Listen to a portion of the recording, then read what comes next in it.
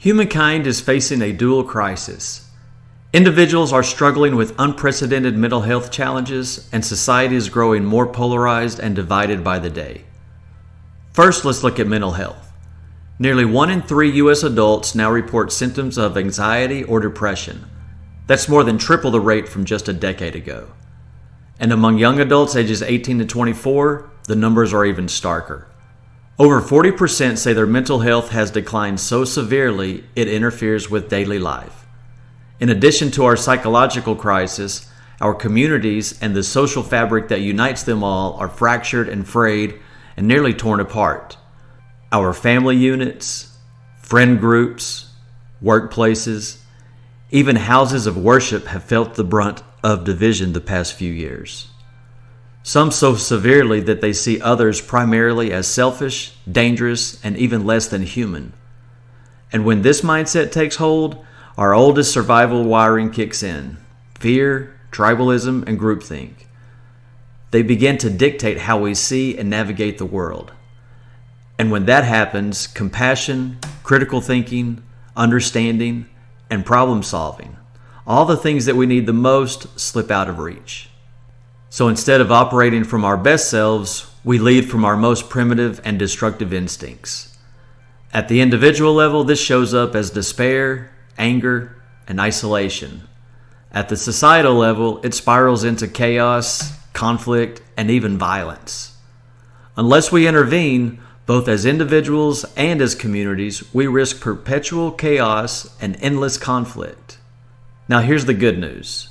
Just as the brain wires itself for fear, judgment, and prejudice, it's also capable of wiring itself for dignity, compassion, and curiosity. This is neuroplasticity in action, the ultimate tool for building an empowered and dignified life.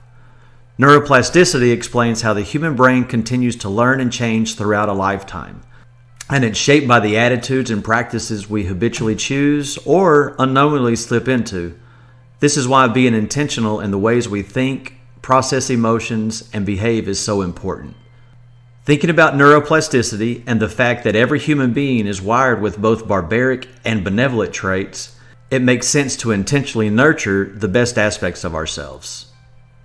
But how? That's the heart of empowered humanity theory, or EHT, a framework for enhancing well-being supported by contemporary neuroscience and timeless wisdom passed down for millennia. The theory behind empowered humanity theory rests on a timeless truth. The fullness of our humanity is brought forth by 3 habits of heart, lived daily through 3 intentional pathways of practice. As these become the habits of our hearts and minds, they hold the power to reshape the human story, unlocking humanity's deepest potential. Let's take a look at the first attitude, a valued-centered identity. This means grounding your sense of self in your deepest values.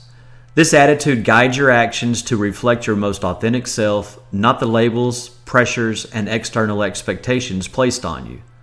A valued-centered identity strengthens integrity, your sense of purpose, and mental clarity, while loosening the grip of ego and tribalism. The second attitude is a dignity lens. This means seeing and honoring the inherent worth of yourself and others, even and especially during conflict. A dignity lens nurtures empathy and fairness while reducing prejudice, tribalism, and dehumanization. The third EHT attitude is a compassionate, inquisitive mindset.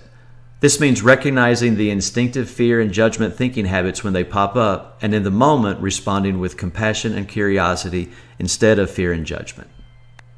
This attitude opens the door for learning, connection, and possibly collaboration while softening the instincts that drive both isolation and tribalism. Together, these 3 attitudes rewire the brain in a way that enhances and strengthens what makes us the most human, while strengthening our instincts that drive chaos and conflict. The final pillars of empowered humanity theory are the 3 pathways of practice. These are 3 neuroscience-validated areas of practice that strengthen each EHT attitude, as well as the neural circuitry linked to our psychological well-being. The first pathway of practice is practices that build awareness and equanimity. Examples include mindfulness, meditation, even prayer, along with taking time for reflection and noticing and identifying our thoughts and emotions without judgment. Neuroscience shows these practices calm the amygdala, our brain's fear center, and strengthens the prefrontal cortex, the brain's center for compassion, creativity, and decision-making. The second pathway of practice is practices that celebrate our common humanity. Examples include seeking opportunities to recognize shared values, interests, and shared experiences like love, joy, sorrow, and fear with others, as opposed to identifying and focusing on differences. These practices light up neural networks for empathy and cooperation, weaken prejudice and tribalism, and build psychological systems that prevent us from dehumanizing and harming others. The final EHT pathway of practice is practices that build kindness and compassion for self and others. These include large, small, random, and intentional acts of kindness and extending compassion towards oneself and others in moments to alleviate suffering. Research shows compassion exercises strengthen brain circuits for reward, motivation, and connection. This creates positive feedback loops that reinforce pro-social behavior. The pathways of practice aren't just abstract ideas, they are intentional actions we take every day to reshape how we think, feel, and act.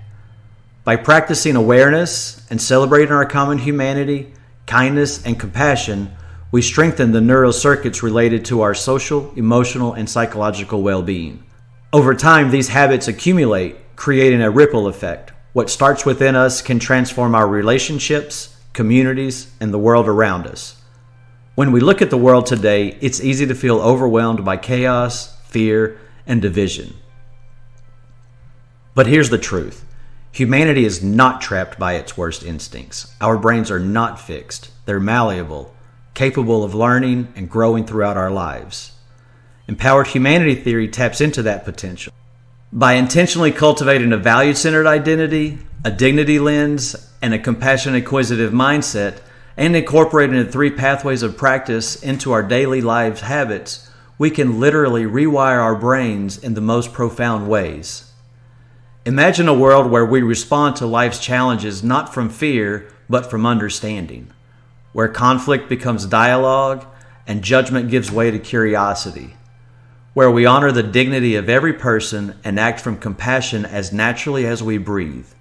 That world is possible, and it begins with each of us choosing it again and again until it becomes instinctual. Empowered humanity theory reminds us that the future is not predetermined. By harnessing the brain's natural capacity to grow and change, we can cultivate our best selves and in doing so, create communities and a world that reflect the best of what it means to be human. For more information, visit empoweredhumanitytheory.com.